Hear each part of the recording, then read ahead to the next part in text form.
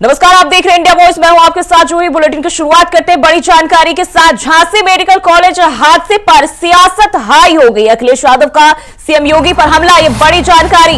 अब Jhansi medical college हादसे पर सियासत का दौर शुरू हो गया है। अखिलेश यादव का सीएम योगी पर हमला, हादसे को लेकर एक्स पर किया पोस्ट, हेल्थ मैनेजमेंट और लापरवाही जिम्मेदार। अखिलेश यादव ने अपने सोशल मीडिया अकाउंट एक्स पर पोस्ट किया और मुख्यमंत्री योगी आदित्यनाथ पर जोरदार हमला बोला है। और इस दौरान उन्होंने हेल्थ मैनेजमेंट और लापरवाही को जिम्मेदार बताया। मुख्यमंत्री का दावा खोखला है। अखिलेश यादव ने कहा है कि मुख्यमंत्री जो भी दावे करते हैं वो खोखले हैं। चुनाव प्रचार छोड़कर सब कुछ ठीक होने का दावा खोखला है सीएम योगी का, ऐसा अखिलेश यादव ने पोस्ट करके कहा है। तो ये जानकारी, बड़ी जानकारी। अब जिस तरीके से देखें तो अब इस पर सियासत भी शुरू हो गई है। झांसी मेडिकल कॉलेज हादसे पर सियासत का दौर शुरू हो गया। अखिलेश यादव ने अपने सोशल मीडिया अकाउंट एक्स पर पोस्ट किया है और मुख्यमंत्री योगी आदित्यनाथ पर जोरदार हमला बोला है। और इसी खबर पर ज्यादा जानकारी के साथ गुलशेख मोहम्मद झांसी से हमारे सहयोगी हमारे साथ जुड़ गए। गुलशेख, जिस तरीके से देखें हादसे का दौर लगातार शुरू है और कहीं ना कहीं देखिए अलग अलग जगहों से इस तरीके की खबरें भी सामने आती रही और जिस तरीके से अभी जो झांसी मेडिकल कॉलेज का मामला सामने आया है, अब इस पर भी सियासत जो है वो शुरू हो चुकी है। जी बिल्कुल, इसको लेकर सियासत पूरी चरम सीमा पर है। सभी लोगों के द्वारा, लगभग हर पार्टी के सदस्यों द्वारा एक्स पर पोस्ट किया जा रहा है। हाल ही में देखा जाए तो अखिलेश यादव द्वारा एक्स पर एक पोस्ट किया गया है जिसमें सबसे पहले उन्होंने झांसी मेडिकल कॉलेज में नीकू वार्ड में लगी आग को लेकर जो 10 बच्चे मृत हुए हैं और जो घायल बच्चे हैं उनके लिए संवेदना व्यक्त की है और श्रद्धांजलि व्यक्त की है। वहीं उन्होंने आग का कारण जो है वो ऑक्सीजन कंसंट्रेटर बताया है। वहीं उन्होंने इस बारे में कहा है कि इसकी पूरी लापरवाही का जिम्मेदार जो है वो सीधा चिकित्सीय प्रशासन भी इसका जिम्मेदार है। इसके बारे में उनको पूरी तरीके से निष्पक्ष जांच करनी चाहिए। वहीं उन्होंने बताया कि जो आग लगने का कारण ऑक्सीजन कंसंट्रेटर बताया जा रहा है, क्या ये भी हो सकता है कि क्या मेडिकल कॉलेज में लोकल प्रोडक्ट इस्तेमाल किए जा रहे हैं जिसके चलते इतनी बड़ी घटना हो गई है जिसमें बच्चों की मौत हुई है। बिल्कुल, जिस तरीके से गुलशेख अगर हम देखें, उन्होंने ये भी कहा है कि चुनाव प्रचार को छोड़कर सीएम योगी जो भी दावे करते हैं वो सब खोखले हैं। जी बिल्कुल, उन्होंने योगी आदित्यनाथ के ऊपर बोला है कि चुनावी प्रचार को छोड़कर उन्हें चिकित्सा के ऊपर जो बदहाली और उदासीनता छाई हुई है और जो इतना बड़ा हादसा हुआ उनको इस ओर ध्यान देना चाहिए, ना कि चुनाव के ऊपर। चुनाव तो आते जाते रहते हैं मगर चिकित्सा प्रणाली जो इस समय पूरी तरीके से ध्वस्त है, इसके ऊपर ज्यादा ध्यान देने की जरूरत है। बिल्कुल गुलशेख, अगर हम देखें सीएम योगी आदित्यनाथ जरूर इस मामले को लेकर सक्रिय नजर आ रहे हैं। राहत बचाव कार्य के निर्देश भी दिए गए हैं। चाहे डिप्टी सीएम की बात कर लें, वो भी इस पर लगातार नजर बनाए हुए। लेकिन अभी तक हम अगर बात करें तो डिप्टी सीएम ने जरूर हालातों का जायजा लिया है, लेकिन मुख्यमंत्री योगी आदित्यनाथ अभी तक न पहुंचे। क्या संभावना है? वो जाएंगे, वहां बातचीत करेंगे, जो पीड़ित और मृतक जो इसमें लोग रहे हैं, क्या उनके परिजनों से बातचीत करेंगे? जी बिल्कुल, मैं आपको ये भी बता दूं कि कल रात की घटना के बाद से अभी तक काफी ऐसे माता पिता है जो दर दर भटक रहे हैं, जिन्होंने कोई आंखें तरस रही हैं अपने बच्चों को देखने के लिए, जिसके चलते अभी हाल ही में आधे घंटे पहले झांसी मेडिकल द्वारा एक हेल्पलाइन नंबर जारी किया गया है और जिसका नंबर पूरे मेडिकल कॉलेज में जगह जगह चस्पा किया गया है। उसमें लिखा हुआ है कि अगर जिस भी व्यक्ति का बच्चा नहीं मिल रहा है वो कृपया दिए गए हुए नंबरों पर संपर्क करें। जी, अगर हम बात करें तो क्या अभी तक जो भी बच्चे हैं इसमें सभी के परिजन मिल चुके हैं और सभी बच्चों की पहचान हो चुकी है? इसको लेकर किसी तरह की अपडेट? जी, जैसा कि मैं आपको बता दूं कि 10 बच्चों की मौत की पुष्टि कल रात 12:15 बजे झांसी जिलाधिकारी द्वारा कर दी गई थी। वहीं आपको जानकारी मैं बता दूं कि अभी तक सिर्फ 7 जो मृतक बच्चे उनमें 7 की शिनाख्त हो पाई है, उनके परिवार मिल पाए हैं, जिसमें से 2 परिवार झांसी के हैं, 3 ललितपुर के हैं और बाकी और 2 दूसरी जगह के हैं। मगर 3 बच्चों के माता पिता का अभी तक पता नहीं चला है। प्रशासन द्वारा उनके माता पिता को ढूंढा जा रहा है और प्रशासन का कहना है कि उनके मोबाइल नंबर जो है वो स्विच ऑफ आ रहे हैं। उनके द्वारा दिए गए आधार कार्ड के जरिए हम उनके घर का पता लगाकर बच्चों को उन तक पहुंचाने के प्रयास करेंगे। बिल्कुल गुलशेख, अगर हम देखें जिस तरीके से हादसा हुआ है, कहीं ना कहीं इस विपदा की घड़ी में तमाम जो पक्ष विपक्ष के दल के लोग हैं, सदस्य हैं, नेता हैं, सभी को कहीं ना कहीं उन परिजनों के साथ होने की जरूरत है, मेंटली बात करें या फिर फाइनेंशियली। लेकिन जिस तरीके से देखिए अब इस पर सियासत शुरू हो गई है, लेकिन क्या ये सियासत पहले जरूरी है या फिर इस मामले की पूरी तफ्तीश की जानी चाहिए? देखिए, सबसे पहले तो अगर बात की जाए तो मामले की पूरी तरीके से निष्पक्ष जांच होनी चाहिए, क्योंकि यहाँ पर देखा जाए कि आग एकदम से इतना बढ़ जाना और आग पर काबू ना पा पाना, ये एक बहुत बड़ी ही शर्मनाक स्थिति कहें या घटना कहें, ये झांसी मेडिकल कॉलेज में हुई है। आखिर इसका जिम्मेदार कौन है? अगर आपको मालूम था कि अगर आपके यहाँ पर इतनी संख्या नहीं है, बच्चे इतने ज्यादा एडमिट नहीं करना चाहिए था। और सबसे बड़ी बात यह है कि जिस वार्ड में बच्चों को भर्ती करा गया था, उस वार्ड में एंट्री और एग्जिट का एक ही रास्ता है। अगर दो रास्ते होते तो कुछ लोग पीछे के रास्ते से निकल पाते या आगे से निकल पाते, मगर जब रास्ता ही नहीं था तो मजबूरन लोगों को एक ही रास्ते का इस्तेमाल करना पड़ा। और जब स्थिति बिगड़ती नजर आई तो लोगों ने खिड़की के कांच तोड़कर खिड़की के द्वारा बाहर निकले हैं, और काफी वीडियो भी उसके वायरल हो रहा है जिसमें खिड़की से बच्चों को निकाला जा रहा है। जी बिल्कुल, यानी कि वाकई में अगर देखा जाए तो कहीं ना कहीं मैनेजमेंट की यहाँ लापरवाही रही है। लेकिन क्या वो जो लोग जो मैनेजमेंट जो संभाल रहे थे उनसे किसी तरह की पूछताछ की गई है? जी नहीं, अभी ये जांच का विषय बना हुआ है। प्रशासनिक आलाधिकारियों द्वारा इसकी जांच की जा रही है। 12 घंटे के अंदर योगी आदित्यनाथ द्वारा इसकी रिपोर्ट मांगी गई है। रिपोर्ट आने के बाद, जांच के बाद ही कुछ तथ्य सामने आ पाएंगे। अभी प्रशासनिक और आलाधिकारी कुछ भी कहने के लिए तैयार नहीं है। बिल्कुल, हम देखें कहीं ना कहीं इस पर तमाम जो लोग हैं, पक्ष विपक्ष जरूर वहां जा रहे हैं, सहानुभूति दे रहे, लेकिन जो परिजन है फिलहाल उनकी क्या मांग है, क्या कुछ कहना है उनका? परिजनों का इस वक्त रो रो कर बुरा हाल है। उनकी आंखें सिर्फ अपने बच्चों को देखने के लिए तरस रही हैं। सरकार द्वारा मुआवजा दिया जा रहा है, प्रशासन द्वारा हमदर्दी दी जा रही है, उन्हें अभी इस समय कुछ भी समझ में नहीं आ रहा। वो सिर्फ अपने बच्चों को ढूंढ रहे हैं।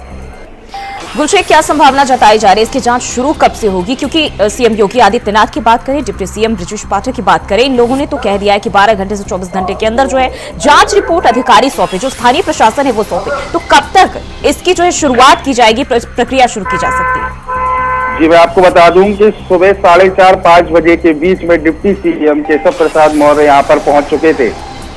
उनके पहुंचने के बाद से ही ये जांच कमेटी बना दी गई है और जांच चालू कर दी गई है। जी बिल्कुल गुलशेख, बहुत बहुत शुक्रिया। नजर बनाए रखिए, आगे भी आपसे अपडेट लेते रहेंगे।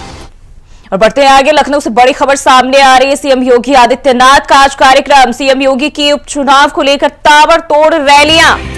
मुख्यमंत्री योगी आदित्यनाथ की रैलियां हैं और उपचुनाव को लेकर सीएम योगी आदित्यनाथ आज रैली करने वाले हैं। आज दिल्ली के दौरे पर भी जाएंगे सीएम योगी। कुछ देर में फूलपुर, सीसामऊ, गाजियाबाद और अन्य भी कई जगहों पर उनकी रैलियां हैं। भाजपा के प्रत्याशियों के समर्थन में जनसभा करेंगे। सुबह 11 बजे फूलपुर विधानसभा में रैली करेंगे, जनसभा करेंगे और संबोधित करेंगे। साथ ही साथ बीजेपी प्रत्याशियों के पक्ष में वोट की अपील करेंगे। दोपहर 1 बजे सीसामऊ विधानसभा में रैली होगी। दोपहर 3 बजे की बात करें तो खैर विधानसभा में सीएम की रैली। वहीं 4:30 बजे, शाम को 4:30 बजे गाजियाबाद में सीएम योगी का रोड शो होना है। आज शाम 6 बजे दिल्ली के प्रगति मैदान भी सीएम योगी आदित्यनाथ पहुंचेंगे और ट्रेड फेयर में यूपी पवेलियन का भ्रमण करेंगे। मुख्यमंत्री योगी आदित्यनाथ अंबेडकर इंटरनेशनल सेंटर में भी कार्यक्रम में शामिल होंगे। तो ये जानकारी सीएम योगी के दौरे को लेकर, कई जगहों पर दौरा है, वहीं उपचुनाव को लेकर जनसभा और रैलियां, ताबड़तोड़ रैलियां और जनसभा करेंगे सीएम योगी आदित्यनाथ। लखनऊ से ये बड़ी जानकारी सामने आ रही है और आज अलग अलग जगहों पर सीएम योगी की ताबड़तोड़ रैलियां और जनसभा। और इसी खबर पर ज्यादा जानकारी के साथ मोहम्मद आसिफ लखनऊ से हमारे सहयोगी हमारे साथ जुड़ गए। आसिफ, आज मुख्यमंत्री योगी आदित्यनाथ का कई अलग अलग जगहों पर दौरा है, दौरे को लेकर क्या कुछ जानकारी?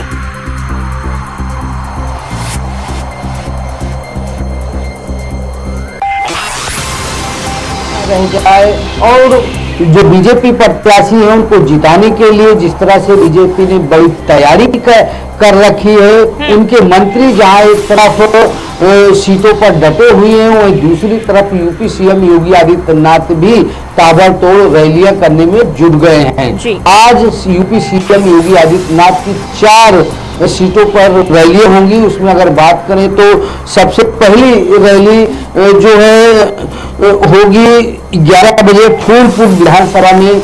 यह पहली rally UP CM Yogi Adityanath की होगी, जहां पर वह प्रत्याशी को जिताने के लिए चुनावी जनसभा करेंगे। दोपहर 1 बजे सीसामऊ विधानसभा पर रैली है। 3 बजे खैर विधानसभा यानी कि अलीगढ़ जिले में यूपी सीएम की जनसभा है।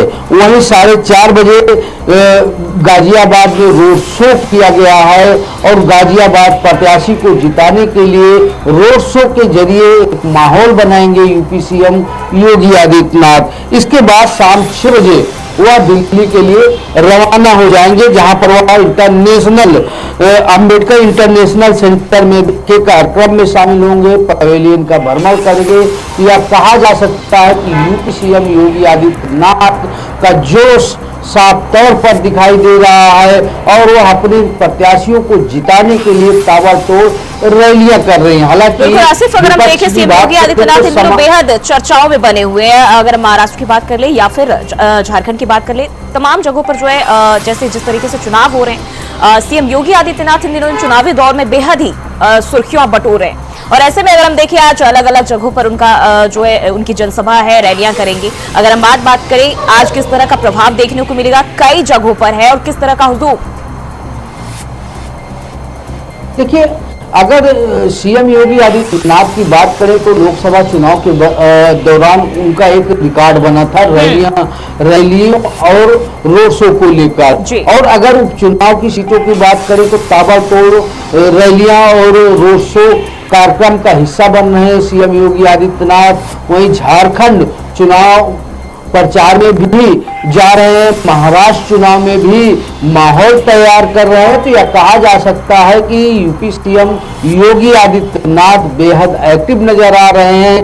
वहीं विपक्ष की बात करें तो विपक्ष 1-2 रैलियां करके जो है अपनी खाना पूर्ति कर ले रहा है। वहीं अगर यूपी सीएम योगी आदित्यनाथ की आज की रैली की बात करें यूपी की तो 4 विधानसभाओं में उनकी जनसभा और रोड शो होने हैं। और सपा प्रमुख अखिलेश यादव की बात करें तो आज मीरापुर में जिस तरह से उनकी एक ही चुनावी रैली है, यह साफ अंतर देखने को मिल रहा है कि एक तरफ ताबड़तोड़ rally UP CM Yogi Adityanath की तरफ से की जा रही है यूपी में, तो दूसरी तरफ इस सपा प्रमुख अखिलेश यादव महज एक रैली करेंगे। और इसके अलावा अगर बात करें समाजवादी पार्टी की तो महाराष्ट्र और झारखंड चुनाव में भी प्रत्याशी उतारे गए हैं, लेकिन अभी तक कोई चुनावी जनसभा समाजवादी पार्टी की तरफ से नहीं की गई है। और इससे इतर देखें तो झारखंड और महाराष्ट्र में ताबड़तोड़ चुनावी जनसभा सीएम योगी आदित्यनाथ कर रहे हैं, माहौल बनाने का काम कर रहे हैं। तो कहीं ना कहीं यह सुस्ती विपक्ष की भारी पड़ सकती है। और जिस तरह से सीएम योगी आदित्यनाथ एक्टिव नजर आ रहे हैं, कहीं ना कहीं इसका फायदा भी मिल सकता है। जी बिल्कुल, यानी कि चुनावी दौर में पूरी तरह से एक्टिव है और देखें तो इसका असर भी इस चुनावी हल्ला बोल में काफी देखा जा रहा है। बहुत बहुत शुक्रिया सिर्फ तमाम जानकारी के लिए। और रुकते हैं एक छोटे से ब्रेक के लिए, फौरन हाजिर होते हैं। और ब्रेक के बाद फिर से स्वागत है आपका। बढ़ते हैं खबरों की। और बिजनौर में भीषण सड़क हादसे में 7 लोगों की मौत, ये बड़ी जानकारी सामने आ रही है। बिजनौर में भीषण सड़क हादसा हो गया है जिसमें 7 लोगों की मौत हुई है। कार और टेम्पो में जोरदार टक्कर जिसमें 7 लोगों की मौत हुई है। बिहार से निकाह करके परिवार लौट रहा था, सड़क हादसे में दूल्हा और दुल्हन की भी मौत हो गई है। तो ये बड़ी जानकारी सामने आ रही है।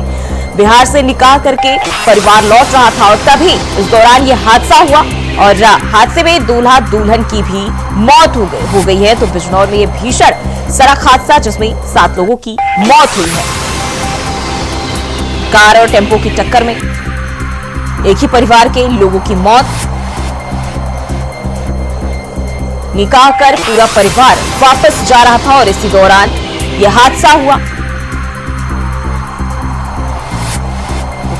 एक बार फिर से जो है सड़क हादसे के शिकार कई जाने और ये जानकारी बिजनौर से सामने आ रही है।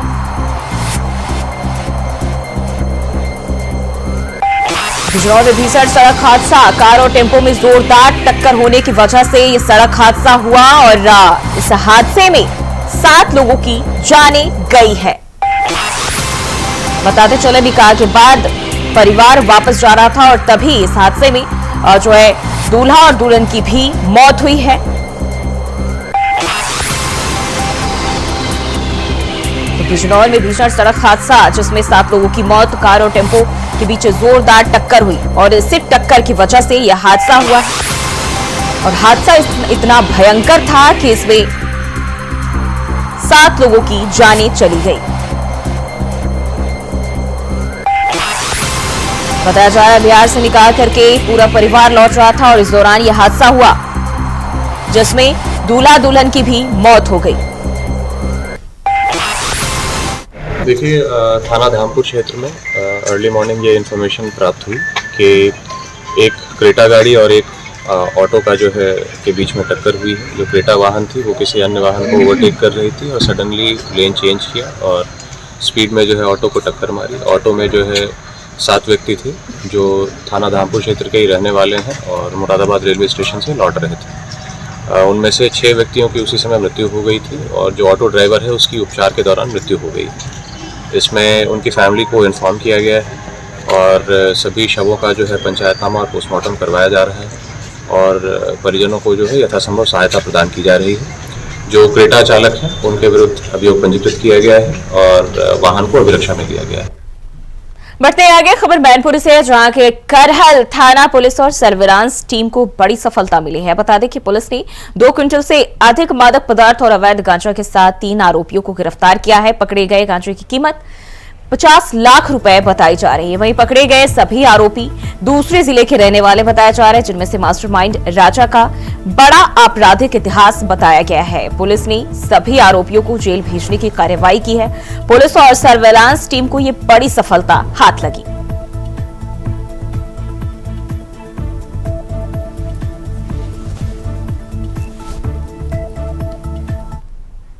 बढ़ते आगे, लखनऊ से ये जानकारी, 5 निजी अस्पतालों पर छापा, एक में मिला डॉक्टर, ठाकुरगंज के अस्पतालों में ही स्टाफ कर रहा था इलाज।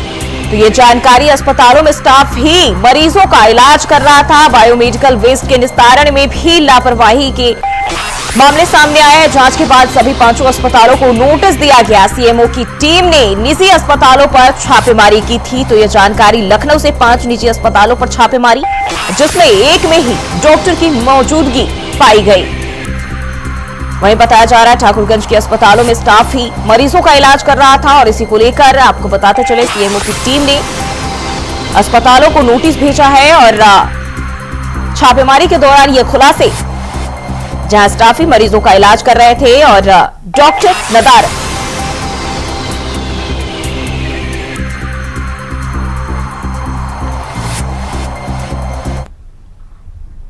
और बुलेटिन में फिलहाल के लिए बस इतना ही। खबरों के लिए बने रहिए इंडिया वॉइस के साथ।